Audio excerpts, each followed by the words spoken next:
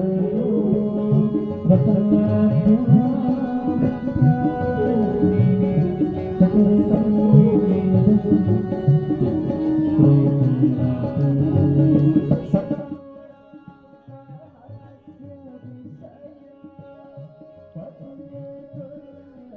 hello everyone, and welcome to Anecdotal Evidence. This is a very special episode of the podcast. This is Daniel Johnson, MD, and this episode is special because I'm sharing with you a recording I made on the banks of the Ganges in Rishikesh, India. Many of you who listen to the podcast know that I've been looking forward to this trip for quite some time. My partner Brooke and I went with a group of 20 other individuals on a trip led by Dr. Indu Arora and her assistant Agoda Sestak. And it was about a 2.5-week trip led across various cities in northern India, and it was an incredible experience. If you're watching the YouTube video here, you'll see some slides from our trip, and you'll see the video recording from our ashram, the Omkarananda ashram on the banks of the Ganges. It was just a fantastic experience, really the trip of a lifetime, and I'm glad to be able to share some of it with you. So this was my initial recording. I titled this one Dispatch from Rishikesh, and it has my initial thoughts of what India was like at the time. And there's going to be more recordings to come that I look forward to sharing with you. Both my own recordings and hopefully some raw recordings from our great teachers who we connected with on the trip. So without further ado, this is Dispatch from Rishikesh.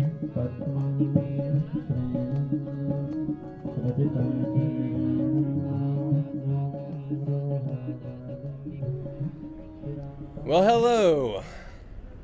It's Daniel Johnson, MD, and I'm here in Rishikesh, India. This is a very special episode of Anecdotal Evidence. What you see in front of you here, if you're looking at the video, is the river Ganges, the Ganga, as it's called, the most sacred river in India. It's a holy river to the Hindus and to the people of India, and we've had the privilege of being here in this incredible ashram, the Omkarananda ashram here in Rishikesh, for about the past 5 days. It's been just an absolute mind-blowing experience thus far, and our trip still has a long ways to go.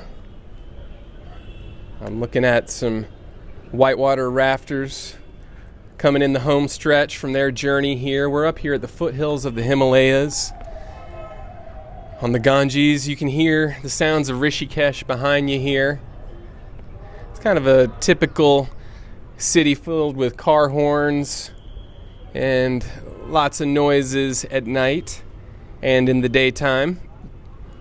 But it's not typical in that it is a very sacred city and holy city to the people of India. And it's been a true blessing to be able to spend the time here that we've spent thus far. Brooke and I are on a trip with 19 other fellow travelers and 3 leaders. We're going to be traveling around northern India. This was our first stop. Again, we've been here about 5 days. Our trip leader is Dr. Indu Arora, and she is a doctor of yoga and Ayurveda.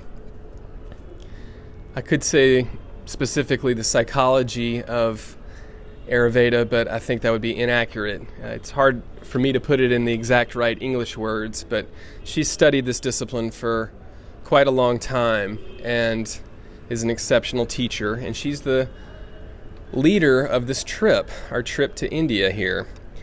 She's organized the trip. The name of the trip is Insight India, And again, this is our first stop, the city of Rishikesh, which has been a sacred and holy city for... Hey, Agoda. That's Agoda behind you there. She's one of our trip leaders as well. And we are on the early stages of our journey, but again, we've been here a few days. I just wanted to kind of give you a sense of what our experience has been like here. The city of Rishikesh is the spiritual capital of yoga, some say. It's a holy city in that it's on the Ganges, and specifically this section of the Ganges here in the Himalayas. At the end of the video, I'll turn the camera around so you can see the mountains. But it's holy because the Ganges is the mother river and represents the essence of the sacred nature of mother, the spiritual nature of mothering. Rishikesh was known to us in the West for the first time, for many of us, for the first time from the Beatles. This is where they came. In fact, just across the Ganges over there, up in the forest, is where their ashram, or their center that they stayed at, that was built by the Maharishi Mahesh Yogi in the 60s. It was actually built by money that was donated by the heiress Doris Duke. And we got to tour the ashram or site. It's dilapidated now. It's in ruins. It's run down. It's been abandoned for over 30 years. But it was the site where the Beatles stayed for several weeks back in the late 60s, and where most of the White Album was written, and some other songs for Abbey Road. And that was pretty cool, of course. It was beyond pretty cool. It was phenomenal being able to be on the same grounds where this history was made. And here in Rishikesh, there's a number of ashrams, many ashrams, because this is a sacred and holy city. We're staying at the Omkarananda ashram, which is dedicated to the study of yoga, in particular the form of hatha yoga, or physical yoga, body yoga, that was taught by BKS Iyengar, who was one of the men responsible for bringing yoga to the West. And so he's an icon and an important historical figure to us in the West, although he was relatively unknown here in India for a number of years. But there's all kinds of ashrams here. Swami Shivananda's ashram is here, a very sacred and holy place, and we got to tour that and tour his house. And there's all kinds of other ashrams. Maybe in the distance there you can see the Parmarth ashram, where we went to a fire puja ceremony last night, which was very special. They do this ceremony every night, and it's a really joyous occasion, an occasion to celebrate. And India is known for its many festivals. Today is actually the sacred day of Holi, Holi. So around town, people are saying Happy Holi, and I may still have some pink on my forehead from where we've painted our foreheads in the tradition. The Holi ceremony is one that celebrates the triumph of good over evil, and it's celebrated in part by the tradition of pouring colorful, I don't know what it is, it's some kind of substance where they throw color, all kinds of colors on each other. And it's a way of celebrating together the triumph of good over evil. And we're actually going to celebrate the day of Holi tomorrow. I'm not sure the exact day of it. It has something, I don't want to say anything wrong, even though I probably already have. But as you can tell, I'm a novice to this tradition. But I'm here to learn more about it. And I'm here with my partner, Brooke, who studied Ayurveda under our trip leader, Dr. Indu Arora. And we're curious as to what India is about and what this tradition's about, and this is just a phenomenal place to learn. Truly phenomenal. Looking through my notes here, I've got sadhus, priests, and temples, and there's plenty of all three of those. You'll see wandering sadhus all around, mendicants who have forsaken everything except what they carry on their back, and their life is a spiritual quest, a spiritual journey. They wear all orange and support themselves through charitable acts of others. And it's where it's a type of life of renunciation in search of greater spiritual awakening, spiritual unfoldings.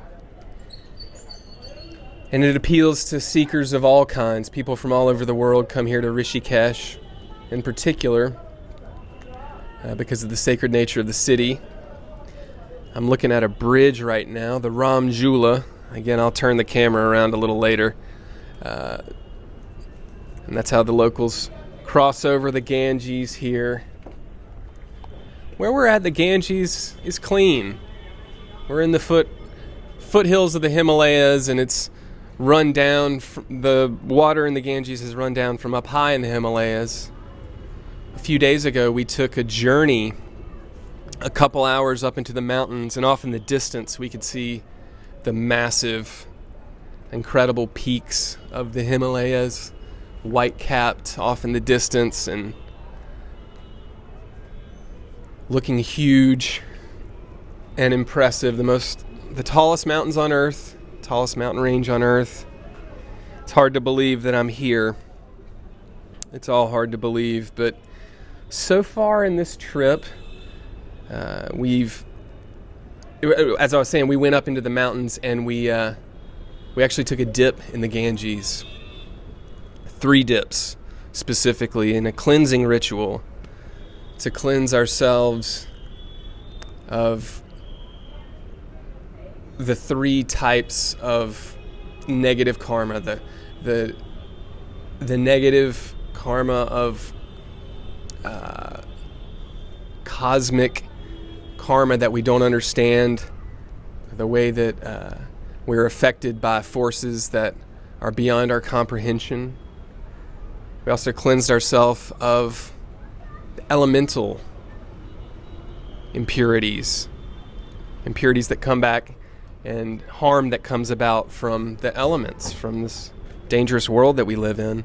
And the 3rd type of cleansing was of our own ignorance, which one can take to mean our karma, that our bad actions from our own ignorance and our bad actions from when we know better and yet still act ignorantly. So it was a cleansing ritual, and to my surprise, I found myself getting in. Brooke and I got in with the rest of our group. The water again was clean and clear up there. But of course, as many of us know, the Ganges is a polluted river, downriver. There's so much human activity around the Ganges that flows into it, and it's a big issue. But across the river there at the Parmarth ashram, the leader of the ashram, Swami Pujya, I can't remember his name, and I don't have it written down, but he's one of his main works is cleaning up the pollution into the Ganges, and he's doing great work with that in bringing together politicians and these greater forces that control the money, which is how things get done. So work is happening to clean up this sacred and holy river, although we've got a big job to do, just as we do throughout the rest of the world. Back home, India is facing the same challenges that we all are, the challenges of how we're polluting the earth, challenges of overcrowding, too much human activity, depletion of natural resources. One of the lectures that we received on 2 occasions, it was a true blessing to hear this lecture, was from the scholar Siddhartha Krishna. And he is an incredibly learned man. It was an honor to be in his presence and to learn from his teachings. I did record both of his lectures, and we're in the process of contacting him to see how we can share it, and I hope to share that with you. I hope to share as much of this experience I can with anyone who's interested, because it's been deeply inspiring thus far. So yeah, we got to hear 2 lectures from Siddhartha Krishna, and he taught us about Rishikesh, about how this city was once quiet and dark at night. When his family came here, they walked here 200 miles on a long journey because they knew that Rishikesh was a sacred place and they wanted to raise their son. They wanted to raise him here. And he's grown up here and studied the science of yoga his whole life and has become a great teacher. And again, I look forward to sharing what I can of his lectures with you because it's been eye-opening to me hearing his teachings. All of this brings up the question of, why am I here? What is the purpose of coming all the way or halfway around the world to India? So I made a little list here of some of the reasons why I'm here. One is to, of course, see India and to see this beautiful country, to learn of its culture and traditions. And of course, it's just a toe in the water. Come on through.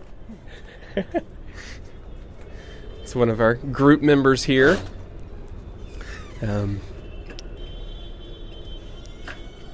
One of the reasons that we're here is for an introduction to the culture and traditions of India through immersion, literally in the Ganges, but just immersing ourselves in this incredible place, which is in many parts exotic to us here in the West. But the feeling I've gotten since being here is that of course, the similarities vastly outweigh the differences. People here are very friendly. They seem like happy people overall. It's just a lovely environment here in Rishikesh. Another reason was to immerse ourselves in the teachings of Dr. Indu. And she's been teaching us with yoga classes in the morning and lectures and questions and answer sessions. And again, I hope to share some of her teachings with our listeners. And one of the things that makes India so special and interesting and attractive, of course that's not the right word, but that piques my curiosity and has piqued the curiosity of many Westerners, the seekers, the folks who are interested in not just exotic cultures, but more specifically and more precisely a culture that is coherent. And as Dr. Indu's been teaching us, everything in the tradition here has a meaning. And so what's so special about being here is that the Hindu religion, the religion that worships the different gods, Shiva, Krishna, Vishnu, and many, many others. I've read somewhere there's hundreds of thousands of different Hindu gods.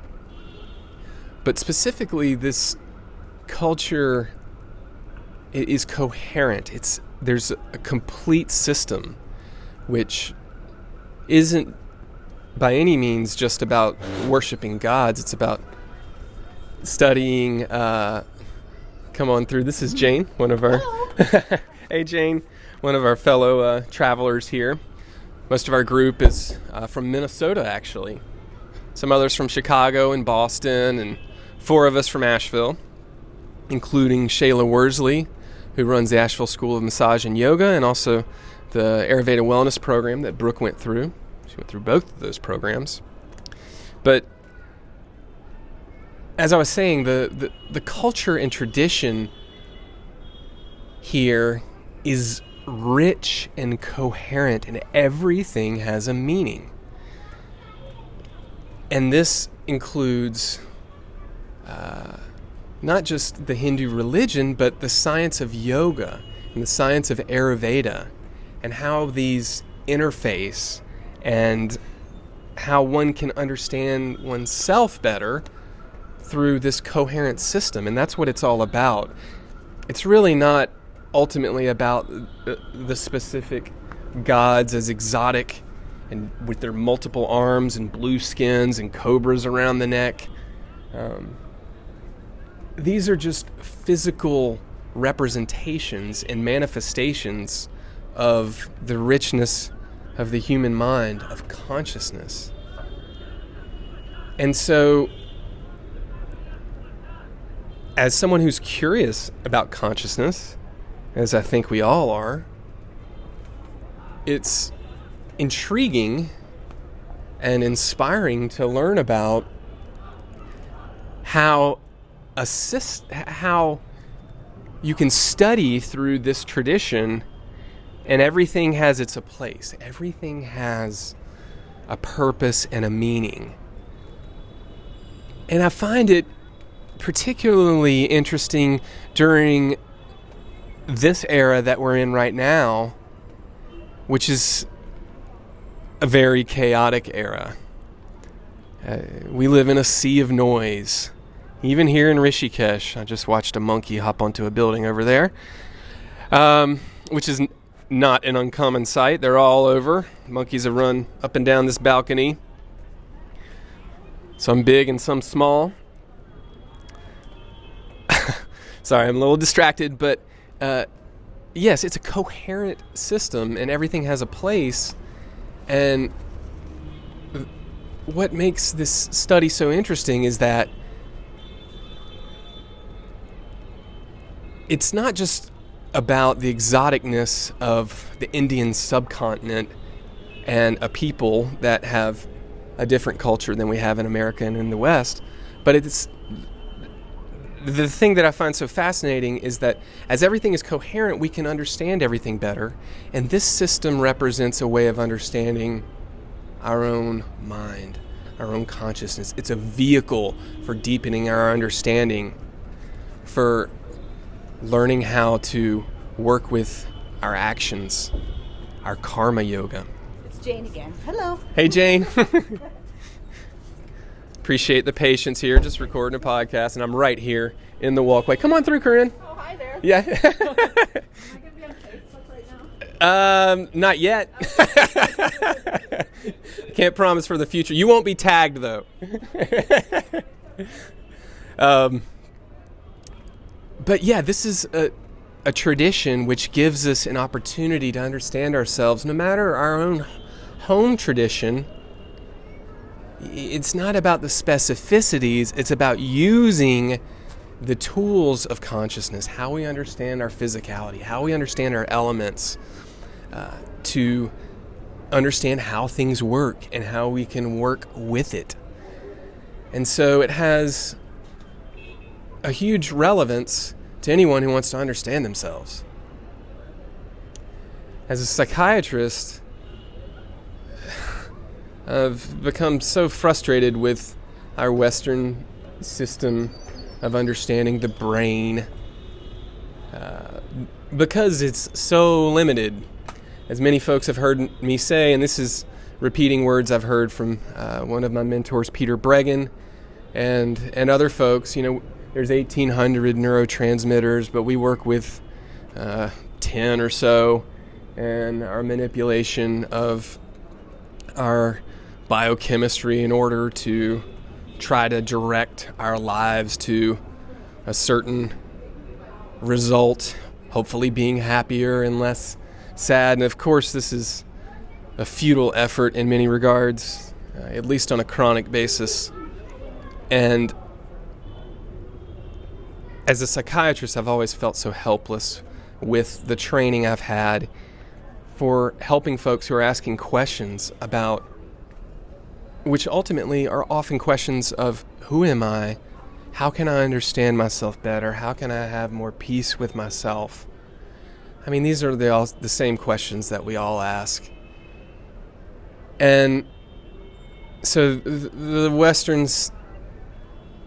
school of psychiatry is just so deeply flawed that it has led me to try to find something that can help give us more of an understanding of the coherence of life, of consciousness, of the world we live in, of how we can live in a greater state of peace, in a greater state of harmony, just happier. And I don't expect to find the answer written on a piece of paper and in a particular mantra here in India. But I'm here to learn more from a school that is ancient and coherent, and to benefit from the thousands of years of study and development that has gone into the culture here and the system here. And so far it has been mind-blowing. In addition to the bathing in the Ganges in the mountains of the Himalayas, we went and meditated in a cave. That was an ancient sacred cave where yogis have been meditating for thousands of years. And what was most interesting to me here in 2016 in the cave was that the cave was overcrowded and over bright. It was like meditating in a bus station. People were shuffling in and out. iPhone cameras had their lights on as people were finding their way, bumping into each other. And these are the challenges that we face in Asheville, all over. How do we deal with this overcrowdedness, overpopulation? How do we deal with all the noise? How do we tune in to what's important amidst this sea of noise? And these are not questions with easy answers. There's always going to be some mystery to unveil. Like peeling an onion, it's just going through the layers, bit by bit. I'm watching this monkey walk along a balcony right now. Sorry, it's distracting. But it's also interesting because you get quickly accustomed to seeing monkeys running all around. I wasn't expecting that. And watching these whitewater rafters going down the Ganges. But yeah, these are the questions that we all face. And the hope in coming here to India is that maybe this will help me understand it just a little deeper, and maybe it'll help give me some more of the tools to continue my journey of understanding upon return, and in sharing this to those who are interested. So that's a basic introduction to our trip to India. Thanks for tuning into this episode. Again, I've shot this on video on my iPhone camera here, along with recording this one. So I'm going to go ahead and take this opportunity here to turn the camera so that folks can see the Ganges here and what it's about. Maybe you can see the whitewater rafters going down. Maybe in the distance can see the folks who are bathing in the Ganges. See the waters of this sacred river going by. The ashrams that line it. Off in the distance there, coming into view, is the Ram Jula, one of the two bridges here in Rishikesh that were built across the Ganges. So there you have it. There's the extent of my expert camera work. But yeah, thanks for tuning in. I hope to share more of this trip with you and share some of the specific teachings from these incredibly learned individuals who I've just had the incredible once-in-a-lifetime blessing of being able to learn from these folks. So here we are, March 23rd, I believe, 2016, full moon, Rishikesh, India, the day of Holi. Our journey from here heads on to Varanasi, the holy city of Benares. That's the same city, to my understanding, which is where they burn the corpses and float them down the Ganges. It's the city where people go to die. And we're also going to other places, Agra and the Taj Mahal, Jaipur, and some other places. I'm not even sure of all of them, but it's been an incredible trip thus far, an incredible blessing, and looking forward to sharing as much of it with you as I can.